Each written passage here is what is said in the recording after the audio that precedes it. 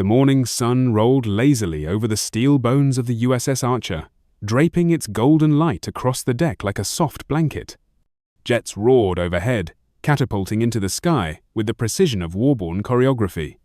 And there she stood, Commander Sarah Donovan Quiet, alone, a woman of calm eyes and a spine forged from years beneath the waves.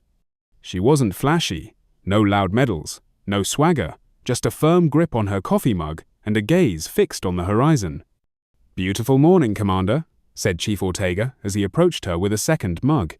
Sarah accepted the coffee, nodding. "Every day at sea is beautiful, Chief. It's the silence that tells the truth." But silence can shift, just like the ocean. The intercom cracked alive. "Commander Donovan, report to the captain's quarters immediately." The coffee suddenly turned bitter on her tongue. Ortega's jaw tightened. He didn't say a word, but something in his eyes whispered what his rank wouldn't allow. This isn't routine. She passed through corridors she'd walked 1,000 times, but now the usual greetings were gone. Sailors who'd shared laughs with her yesterday suddenly buried their heads in wiring panels or studied ceiling tiles. Junior officers turned corners too quickly. It was like walking through a ghost shipone, still breathing but afraid to look her in the eye. When she reached the captain's door, 2 Marines flanked the entranceno, stiff, not hostile, but unmistakably final. No one announced her. She stepped inside.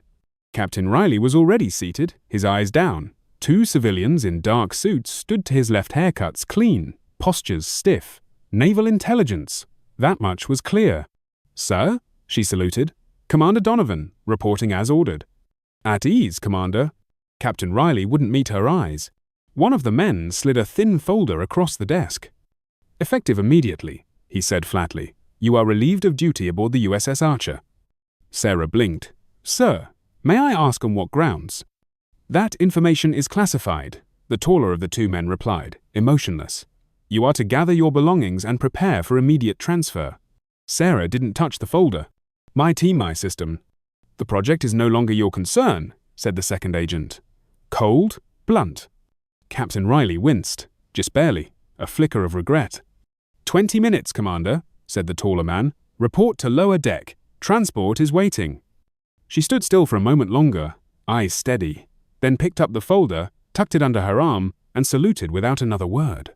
The Marines escorted her in silence. The same corridors now pulsed with something colder. Cowardice, pity, averted gazes. Her name no longer carried weight-only whispers. She passed the Combat Information Center. Behind the glass, her sonar team huddled around monitors, deliberately not looking up, all but one petty officer Lee, whose red-rimmed eyes briefly met hers. He placed his hand against the window, a silent goodbye. Commander Blake, her XO, emerged from a room nearby. They locked eyes. He gave her the faintest nod. No smile, no explanation, just a gesture, like the last note in a song before silence. When she arrived at her quarters, it was already packed, years of service reduced to a single duffel bag. Her uniforms hung limply in the open closet. Her nameplate had already been removed. She opened the folder. No answers. Just a set of coordinates and a cryptic line. "Report to Naval Station Pearl Harbor for reassignment." No ceremony, no salute, no acknowledgement of her years of quiet excellence. Minutes later, on the lowest deck, a small boat bobbed beside the hull, like a forgotten thought. One Marine handed her the duffel. Captain Riley appeared, out of nowhere, against protocol. He pressed an envelope into her hand. "Open this only when you're 10 miles out," he said, "not before."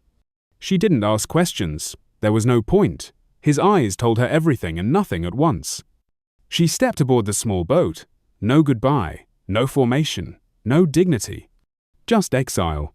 As the engine rumbled to life, she looked back at the USS Archer, her home for 8 years, now shrinking into a dot on the horizon. She didn't cry. She didn't flinch. She simply held the envelope in her lap and stared into the ocean, surrounded by silence thick enough to choke on. Whatever was happening, it wasn't a punishment. It was something else entirely. Something bigger than betrayal. Something colder than orders. And Sarah Donovan, once the calm heart of the carrier, was now just a woman alone on the sea, carrying a name that had suddenly become too dangerous to speak aloud. The ocean stretched endlessly in all directions. No ship in sight, no land. just horizon and questions. Sarah Donovan sat alone in the stern of the small boat, the envelope still unopened in her lap. She watched the grey silhouette of the USS Archer dissolve into the morning mist like it had never existed, like she had never belonged. For 2 hours, the young sailor who brought her this far said nothing. He navigated with quiet focus, eyes fixed on the instrument panel. She didn't ask where they were going. At this point, her silence spoke louder than any demand. Eventually, he cut the engine. Just like that, the boat drifted. "This is as far as I go, ma'am," he said without turning his head. Sarah frowned. "There's nothing here." He tapped the GPS and showed her their location, coordinates, dead center in the Pacific, water as far as the eye could see. "I was told to drop you off and head back," he added. "The boat is yours now. Fuel, rations, backup comms in the hold." Then he climbed into a small inflatable raft tied alongside, started the outboard, and disappeared across the waves, leaving her adrift. Not in danger, not abandoned, just deliberately placed. Alone. With trembling fingers, she opened the envelope. A single sheet. Coordinates. A time. 15 degrees 24 N, 168 degrees 12, 1,600 hours. She checked her watch. 12:15. 3 hours and 45 minutes to wait. She stared out over the water.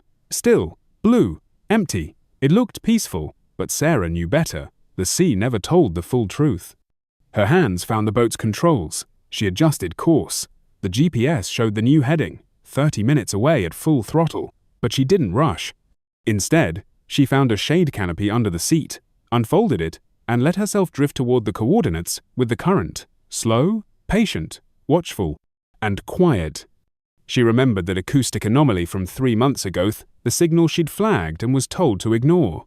At the time, it hadn't fit any known sonar signature. Not whale, not sub, not terrain. Something new. Something smart. Now, she wondered if that moment had been the first whisper in a conversation she hadn't realized she was having. At 15:55, she scanned the sea with binoculars. Nothing. At 16 o'clock, her watch beeped. Still nothing. Then, the water began to stir. It was subtle at first, a shift in the current beneath her hull. Then bubbles. Then a slow, domed swell. From the depths, a black shadow rose like a leviathan. A submarine, but not just any submarine. No markings.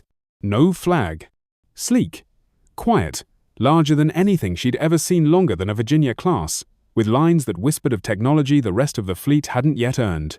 A hatch on the conning tower opened. A figure emerged, binoculars in hand, studying her. Then he waved. Sarah hesitated. Every fiber of training screamed. This was insane. Unauthorized contact, an unregistered vessel. No chain of command, no legal oversight. But then again, so was everything that had happened since her removal. She powered up the motor and cautiously approached. As she neared, the man on the tower called out, "Commander Donovan, welcome to the USS Phantom." The name hit her like a riddle. There was no Phantom in the US registry. She would know she'd read every classified spec in the Navy's undersea warfare catalog.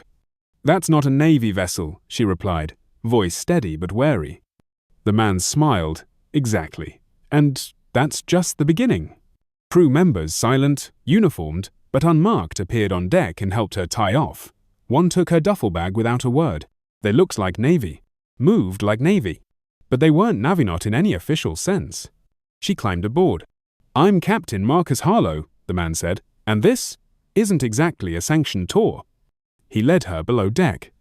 The corridor was wider than standard subs, the lighting softer, the materials unfamiliar. "What is this?" she asked, unable to hide the awe creeping into her voice. He didn't answer directly, just kept walking. "This vessel," he said, "operates under direct National Security Council authority. No fleet, no public records, no press briefings." "Why me?" she asked. He stopped. "Because 3 months ago, your acoustic algorithm picked up something no one else could detect. Something deep, silent, and watching us. You flagged it. You followed protocol. You were told to drop it." He turned and looked her dead in the eye. "But we didn't."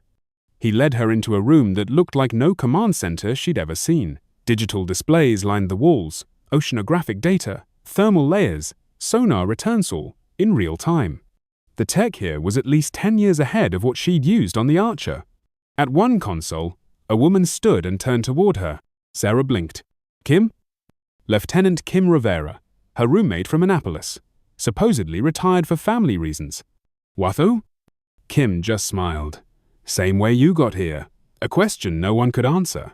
A signal too strange to ignore. Before Sarah could reply, Captain Harlow gestured to a screen. Her signal, the one she'd found months ago, replayed now, crystal clear, echoing through the quiet room. That's what brought you here, Commander, he said. And it's only the beginning. Sarah Donovan stood frozen as the acoustic signal played through the command room. That tone-low, complex, unnatural was the same one she detected from the Archer. Back then, she'd flagged it for higher review, only to be brushed off and told to move on. But here, they were building entire missions around it. You said it was real, Sarah murmured. So what is it? Captain Harlow folded his arms. We believe it's part of an underwater surveillance, grid-manned vehicles using technology we've never seen before. Silent propulsion, deep current patterning, possibly even communication pulses.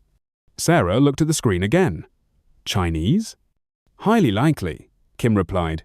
Disguised as part of a civilian deep-sea research initiative, but their movements follow our defense infrastructure undersea cables, sonar buoys, and sub-launched missile platforms. Captain Harlow moved toward another panel and tapped a series of overlays. Dozens of small pulses began populating a map of the Pacific, some static, some mobile. All of this, he said, was discovered because of your algorithm. No conventional system even noticed them. You saw what no one else did. Sarah turned slowly, taking in the weight of the revelation. So my removal from the Archer wasn't punishment, Harlow said. It was recruitment. Kim stepped closer. The less people knew, the safer it was for you, for your team, even for your captain. Captain Riley knew? Sarah asked, stunned. He knew enough, Harlow answered.